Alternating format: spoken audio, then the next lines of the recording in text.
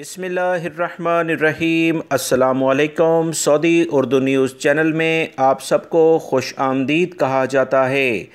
Saudi हुकूमत की जानिब से ताज़ा तरीन एलामिया जारी हो गया है कि 25 जुलाई से उम्रे के बाकायदा इजाज़तनामे जारी करने शुरू कर दिए जाएंगे।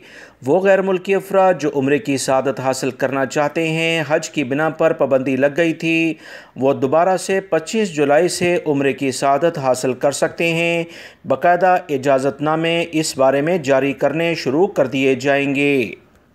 उम्रे के इजाज़तनामों के बारे में सऊदी एयरलाइन की जानिब से भी एक ताज़ा तरीन एलामिया जारी हुआ है। बड़ी आसानी इन्होंने कर दी है, जिसकी बिना पर तमाम सऊदी शहरी और गैर मुल्की अफराद जो सऊदी अरब के मुख्तलिफ़ इलाकों में आना जाना सऊदी एयरलाइन के ज़रिए करेंगे, लाजमी तौर पर सऊदी एयरलाइन भी उम्रे की जो इजाज़तनामे हैं उनके हसूल में इनकी भरपूर मदद करने जा रही है।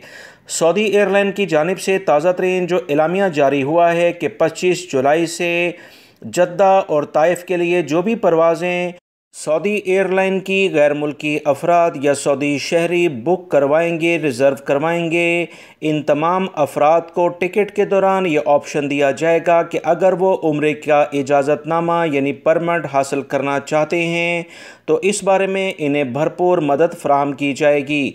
बड़ी आसानी के साथ सऊदी एयरलाइन सऊदी शहरियों और गैर मुल्की अफराद को टिकट के हसूल के साथ ही जो कि जद्दा और ताइफ के लिए मखसूस होगा, इस टिकट के हसूल के साथ ही इन्हें ये ऑप्शन दिया जाएगा कि वो उम्रे का इजाज़तनामा हासिल करना चाहते हैं या कि नहीं।